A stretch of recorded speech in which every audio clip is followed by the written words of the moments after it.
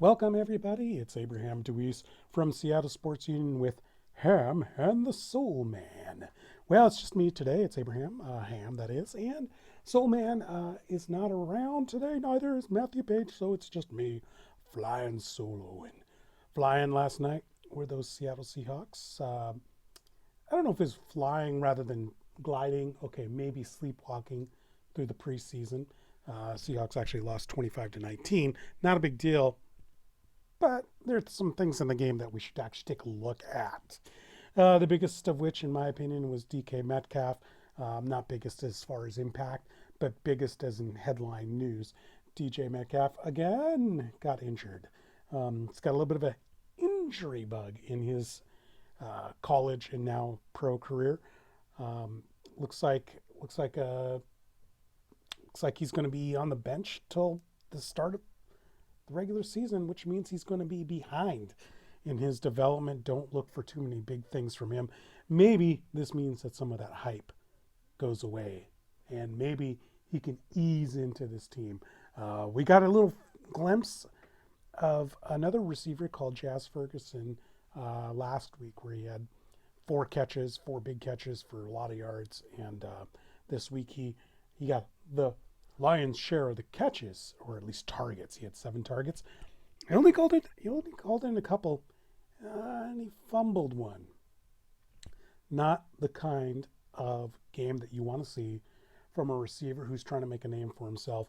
I mean, you kind of saw it a couple years ago where Mike Williams made the team because he had a huge preseason. Uh, you also saw it where Kason Williams, almost made the team because he had a big preseason. This is a chance for Jazz Ferguson, a golden opportunity, and he did not take the bull by the horns. That's unfortunate. Another injury actually was for safety, strong safety Marquise Blair out of Utah. Something I thought about was, is this guy big enough? Is he strong enough? Is he uh, tough enough? Not mentally. I don't doubt his mental toughness because he's delivered some big hits, but his physical toughness, because he hurt his back during the game and had to get hauled off the field. Blair, he's below 200 pounds, and I don't know, man. That may not be good enough as a strong safety. I mean, we looked at the likes of Cam Chancellor or maybe a Kenny Easley, uh, Eugene Robinson. These guys were a little bit bigger, in Seahawks history. Uh, they were able to dish the punishment without taking too much punishment themselves. But all good football players wear out after a while. And Blair's career may not, at his diminutive stature, may not be as long as a career as we'd like to see. His former Ute running mate, Cody Barton, got the start again. He was in there for Bobby Wagner. Bobby Wagner with a big contract doesn't really need to prove anything. So we got to see more Cody Barton. He started last game, started this game, had 5 tackles, and he looked pretty good. If you take into account that he is the quarterback of the defense, then what you can do is you can take the yardage maybe from the run game that the Minnesota Vikings did. It was 137 yards running on something to the effect of 39 attempts. That's about 3.5 yards per run. The middle linebacker usually gets all the credit for that, and let's go ahead and give him the credit for that. Although I did see he was out of position a couple times, but that happens every once in a while. That's a rookie for you, a rookie playing most of the game. Behind him was BBK, that's Ben Burr-Kirby, now the University of Washington. He got a lot of good looks, racked up, I think, 4 tackles, if I remember right. The other Northwesterner, Ugo Amadi, got an opportunity to see some strong safety and some cornerback action. Didn't rack up a lot of stats, but the one stat that he picked up as a gunner on the punt team was a bone-crunching hit. Bone-crunching, that is, on the punt returner for the Vikings. Looked really good. This guy is an instant starter as a punt returner, or as a punt team player. Punt returner, he still has to battle it out with David Moore, the wide receiver. We're seeing both of them battle. So far, Moore seems to have the leg up on that. Okay, so we got a chance to take a look at Paxton Lynch last week, and this is another injury that we have to that is piling up. Paxton Lynch was hit by Holton Hill, the cornerback from the Minnesota Vikings. Fourth quarter, helmet to helmet, almost beheaded Lynch. Lynch wasn't having a great game anyway. Lynch, I think he was going six. Yeah, he only had 6 completions for 50, out of 15 attempts for 67 yards. The concussion knocked him out. Probably is going to knock him out for the rest of the season. We got a chance to see former Ohio State quarterback J.T. Barrett come in, and I didn't see anything good about this guy. He looked like a college quarterback, all right, and his throws weren't really, they didn't snap, they didn't pop, they weren't that accurate. He does have some legs, he does have some wheels, he can run a bit. Took the team down to the goal line, but got intercepted. So we say this every year. Does the backup quarterback really matter anyway? If Russell Wilson goes down, this team is finished. This team is done for. Other side of the ball, let's take a look at the Seattle pass rush. It was pretty strong in the first half, but Minnesota's much scrutinized offensive line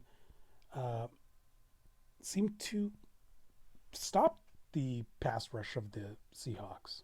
So this was an offensive line that was probably the weakness on the Minnesota Vikings, but we weren't able to get one solid sack. We did get a couple pressures. Barkevius Mingo ended up in the backfield and made the backup quarterback Mannion rush the ball on that play. Deshaun Shedd snuck in front of Chad Beebe, the receiver, and took it for a pick six. Good to see Deshaun Shedd back. Not to say that Deshaun Shedd had a 100% A+ rated game. I mean, that was a fantastic play, and that will probably keep him on the team. However, there were a couple times he was out of position, and a couple times where his age kind of looked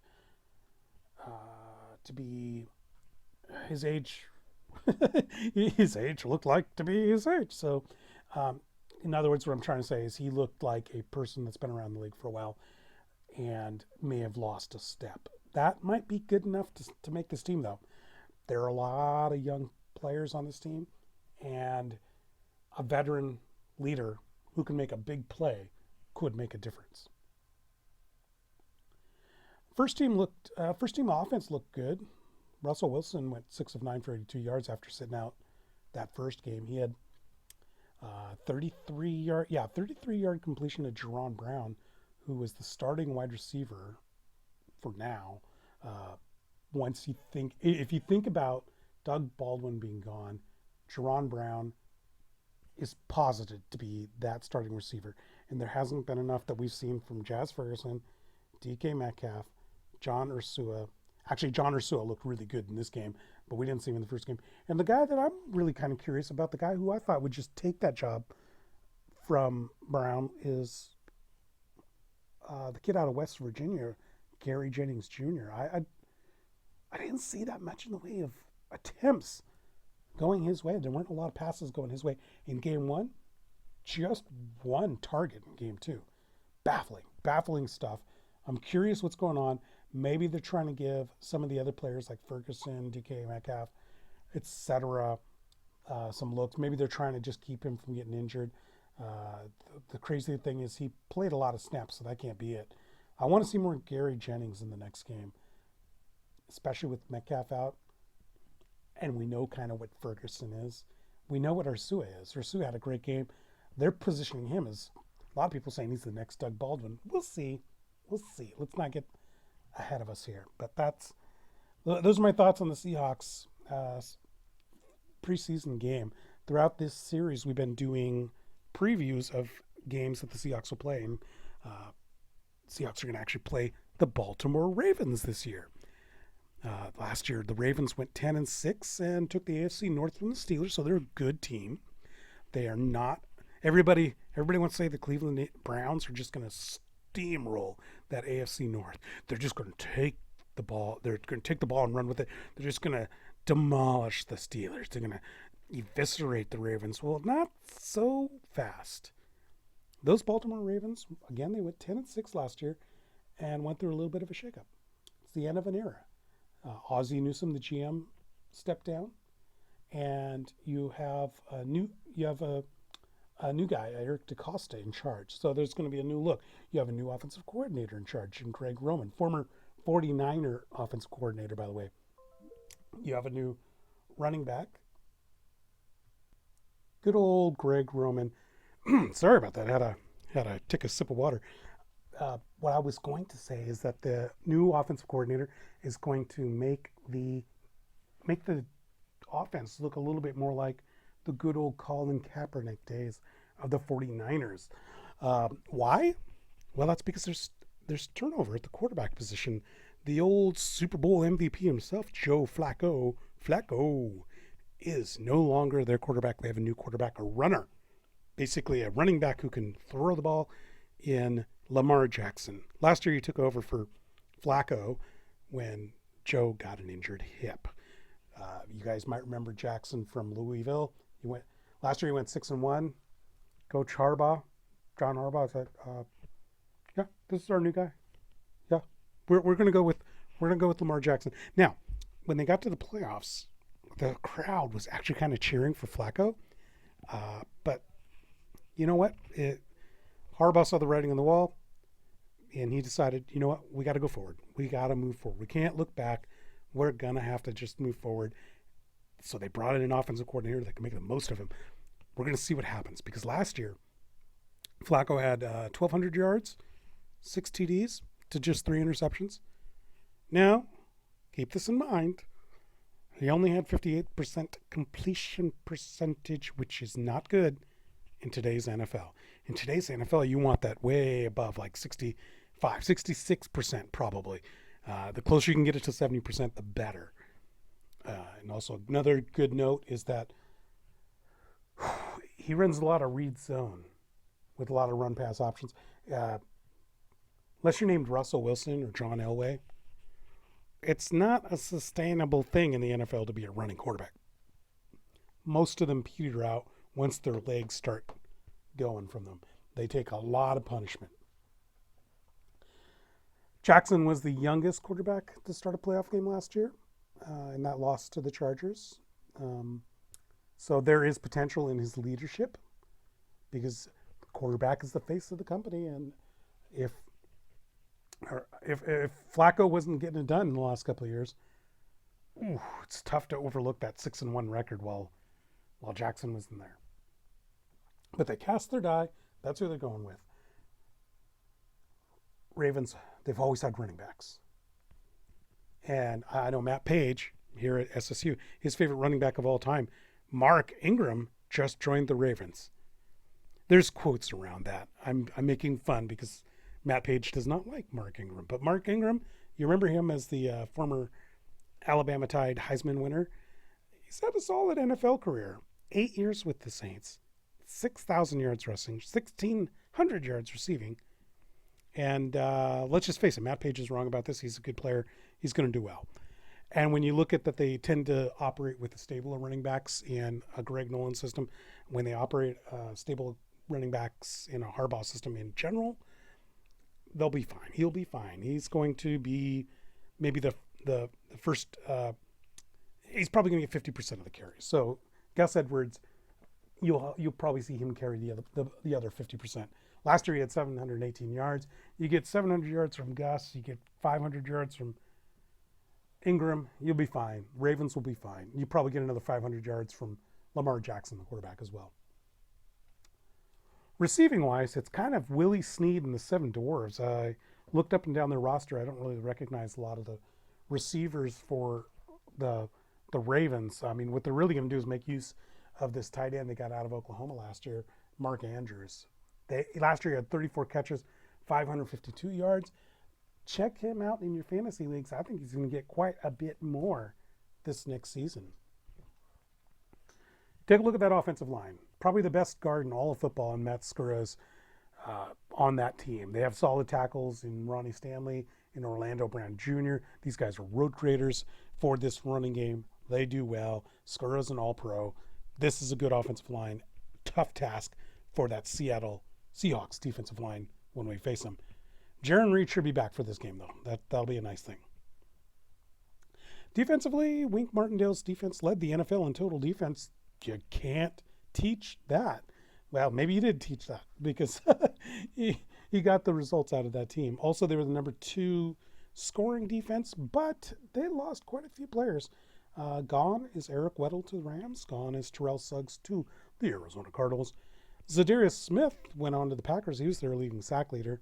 C.J. Mosley, the Jets gave him some insane money, just bags of money that the Seahawks ended up paying for because they had to give Bobby Wagner even more money because Bobby Wagner is a much better player than C.J. Mosley. Not that C.J. Mosley's bad.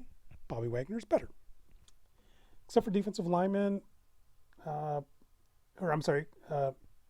except for Matthew Judon, the defensive lineman, there's not much on this defensive front line.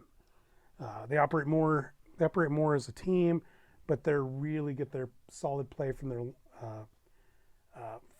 linebackers. But since they don't have Terrell Suggs anymore or C.J. Mosley, one wonders what's going to happen. They do have a lockdown cornerback in Marlo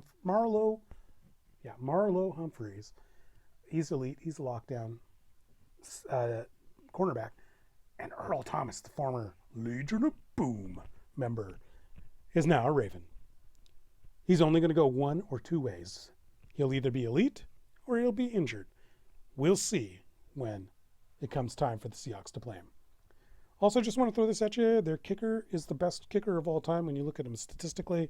Justin Tucker has a lifetime 90% field goal percentage. That's better than Greg Zuerlein of the Rams. So don't expect him to miss any field goals when we play him. And that is important in a Pete Carroll played game because Pete Carroll always seems to keep the game within a touchdown. And field goals matter in games where you play the Seahawks. In addition to taking a look at NFL teams that the Seahawks are going to play, we've also been taking a look at Pac-12 teams, competition for Wazoo and competition for UW, and seeing where they've been, what they're going to do, and how they're going to get there, and what they are capable of and what they aren't capable of. This week, we have the UCLA Bruins on the docket, number 42 UCLA Bruins, that is, in some polls. Last year didn't take long, really, for reality to hit. The program that Chip Kelly, that's right, they are led by the fighting Chipster himself. The program that Kelly took over wasn't that good. It was kind of destroyed. It was kind of garbage, to be honest. And they didn't have the level of talent that UCLA should have. Kelly came in and did probably the best he could, which isn't very good, in rebuilding this team. I mean, not saying he's a terrible coach. Obviously, that's not the case. What I'm saying is there wasn't much to work with. There won't be much to work with this year. He's going to need a couple of years to get his players in here. They had their worst start, losing their first 5 games, I believe. That's the worst they've ever had since 1943. But later that year, they won. They were close in some games. Close against Arizona State, I believe. Yeah, Arizona State, Stanford. They beat USC, and that's a big win. It looks like at the end of that season, including as I said, that win against USC, they were on the uptick. They were on the uprise, and it's probably due to Kelly's influence finally taking over. Finally, they were understanding what he's trying to do. Finally, they were making the plays that they need to play and operating in a system that they were supposed to be doing from game one. But, it takes time to learn these things. Kelly, speaking of that system, that gimmick offense that he runs, the high tempo, well, it's just basically a 2-minute offense, right? With a little bit of a spread formation in there. And it works great when you have the players to do it. and when nobody else is doing it. When Oregon was the only team doing it in the Pac-12, it was a system that people didn't see week in, week out, and it was harder to defend because you're practicing against your own defense that has never seen it before. That's that system, that up-tempo system. A lot of other teams are doing it now, and it's going to be a little bit harder for Kelly. But UCLA makes sense if he can get higher level talent. Honestly, at UCLA you can get better talent than you can get at Oregon, higher caliber, and that's where he's going to excel if he excels, is by getting better talent to run that system. The Bruins last year, unfortunately, until those last couple of weeks, they were dreadful with that gimmick offense. 98th in the country in scoring, and they failed to crack the top 50. This is a crazy stat here. Failed to crack the top 50 in the nation in most major offensive categories. Whew, that's pretty damning. They got quarterback Dorian Thompson-Robinson coming back. He's widely praised as the future of, this quarterback position in the Pac-12. The last year he's thrown in and looked way over his head. Just 2 quarters into the season, he looked like a deer in headlights. But these things happen. I mean, they call him DTR, and he should be able to bounce back. He had 7 starts. He had 7 starts after looking in over his head, like he was treading water. Got the opportunity to play a little bit later in the season. DTR started looking better. It was only 57% passing, with 7 touchdowns and 4 interceptions. But let's see, after a year under his belt in this system, what he looks like. UCLA got a lot of good play from their tailback Joshua Kelly. 1,243 yards, 289 in one game against USC. Oh, yeah, it went from 900 yards to 289, to 1,200 just to that one game. And USC has good defensive players. They're a mess, but I mean, they still have some players that are going to go to the NFL, and he ran all up and down them. He'll have some backup in Kesmir, Allen, Martell Irby. But come on, it's going to be the Kelly show. It's going to be the Joshua Kelly show, and DTR throwing the ball. Senior Theo Howard, the wide receiver, he'll be the go-to guy. Last year he had 677 yards and 4 TDs. But the talent is lacking behind him. We'll see how good the recruiting is by the chipster himself is this year and last year. See if there's anybody that he can pull in to help out that receiving core, but expect a run-heavy offense. Defensively, UCLA gave up 30 points more in all but 3 games last year. So there were 3 games they did not give up 30 points or more. Man. Hey, on the bright side, they weren't dead last. Oregon State was dead last in the Pac-12 on defense, but this is a team 119th nationally, making only I think it's just over a sack a game. This is not a good defense, and the chipster himself is going to have to do a great job of recruiting to get them back to where they need to be. They have a player that you should keep an eye on, Kason Lucier South. He's a former 5-star recruit. Showed some flashes of brilliance. 46 tackles, 4 sacks, but it can't just be the linebacker. Can't just be him. They have some secondary players that are pretty good. Darnay Holmes, Quentin Lake, Elijah Gates. They're decent. It's that defensive line. There's nothing there, and that's something the chipster is going to have to figure out. I think you're looking at a 6 or 7 win team, which is better than the 5 they had last year, and they'll go to a bowl game. That's realistic. The chipster is going to have to just keep overhauling this offense and this program as a whole and get some better talent in. Until he gets better talent, that gimmick offense that he runs isn't going to do a darn thing. But UCLA, luckily for him, it's easy to recruit there. You just got to go out and get it done. Expect, as I said, a 6-win season next year. Keep climbing that ladder. If things work out, they'll be there in no time at all. All right, guys, I just want to thank you for listening, and check out all our great videos here on YouTube, all of our great podcasts, that is. Also, check out all of our great content at seattlesportsunion.com, where we write recaps and just our thoughts on different Seattle area teams. We like to look at a lot of the fringe sports as well. Not fringe sports, but teams like the Everett Silvertips hockey. We also like to do Everett Aqua Sox as well. So and Seattle Storm. You'll get coverage of great teams across various platforms. All right, guys, have a great day, and we'll talk to you later.